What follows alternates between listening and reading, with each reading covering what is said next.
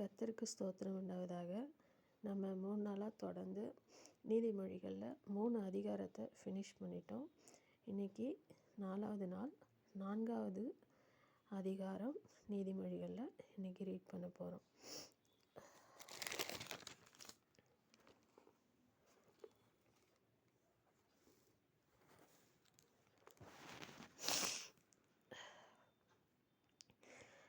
பிள்ளைகளே, நீங்கள் தகப்பன் போதகத்தை விட்டு புத்தியை அடையும்படி கவனியுங்கள்.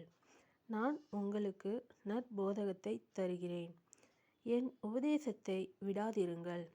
நான் என் தகப்பனுக்கு பிரியமான குமாரனும் என் தாய்க்கு மிகவும் அருமையான ஒரே பிள்ளையுமானவன்.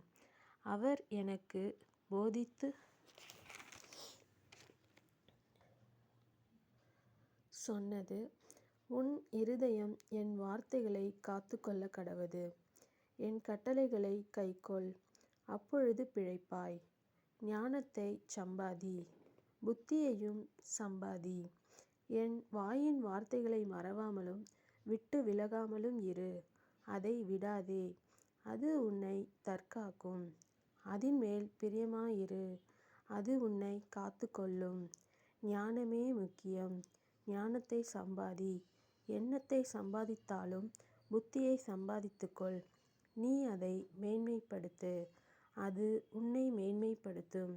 நீ அதை தழுவிக்கொண்டால் அது உன்னை கனம் பண்ணும். அது உன் தலைக்கு அலங்காரமான முடியை கொடுக்கும். அது மகிமையான கிரீடத்தை உனக்குச் சூட்டும். என் மகனே, கேள், என் வார்த்தைகளை ஏற்றுக்கொள்.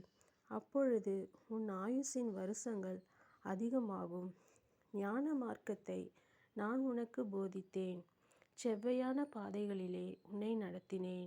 நீ அவைகளில் நடக்கும்போது உன் நடைகளுக்கு இடுக்கண் உண்டாவதில்லை. நீ அவைகளில் ஓடினாலும் இடறமாட்டாய். புத்திமதியை உறுதியாய் பற்றிக்கொள், அதை விட்டுவிடாதே. அதை காத்துக்கொள், அதுவே உனக்கு ஜீவன். துன்மார்க்கருடைய பாதையில் பிரவேசியாதே. தீயோருடைய வழியில் நடவாதே. அதை வெறுத்துவிடு. அதின் வழியாய் போகாதே. அதை விட்டு விலகி காத்துப்போ. பொல்லாப்பு செய்தாலொழிய அவர்களுக்கு நித்திரை வராது. அவர்கள் யாரையாகிலும் விழப் பண்ணாதிருந்தால் அவர்கள் தூக்கம் கலைந்து போம். அவர்கள் ஆகாமியத்தின் அப்பத்தை புசித்து கொடுமையின் இரசத்தை குடிக்கிறார்கள். நீதிமான்களுடைய பாதை நடுப்பகல் வரைக்கும் அதிகமாய் பிரகாசிக்கிற சூரிய பிரகாசம் போலிருக்கும். துன்மார்க்கருடைய பாதையோ காரிருளைப் போலிருக்கும். தாங்கள் இடறுவது இன்னதில் என்று அறியார்கள். என் மகனே, என் வார்த்தைகளை கவனி. என் வசனங்களுக்கு உன் செவியை சாய். அவைகள் உன் கண்களை விட்டு பிரியாதிருப்பதாக. அவைகளை உன் இருதயத்துக்குள்ளே காத்துக்கொள். அவைகளை கண்டுபிடிக்கிறவர்களுக்கு அவைகள் ஜீவனும் அவர்கள் உடலுக்கெல்லாம் ஆரோக்கியமுமாம். எல்லா காவலோடும் உன் இருதயத்தை காத்துக்கொள். அதனிடத்தினின்று ஜீவ ஊற்று புறப்படும். வாயின் தாறுமாறுகளை உன்னை விட்டு அகற்றி உதடுகளின் மாறுபாட்டை உனக்கு தூரப்படுத்து. உன் கண்கள் நேராய் நோக்க கடவது.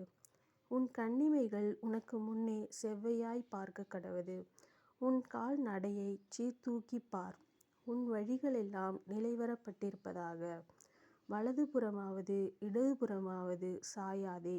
உன் காலை தீமைக்கு விலக்குவாயாக. ஆமென். இன்றைக்கி நம்ம வசனத்தில் ஆண்டவர் நம்மளுக்கு பொல்லாங்கான மனுஷர்கள்ட்ட இருந்து எப்படி நடந்துக்கணும் அப்படின்னு இந்த அதிகாரத்தை ஃபுல்லாக நமக்கு விவரித்து சொல்லியிருக்காங்க. கர்த்தருக்கு மகிமை உண்டாவதாக. ஆமென்.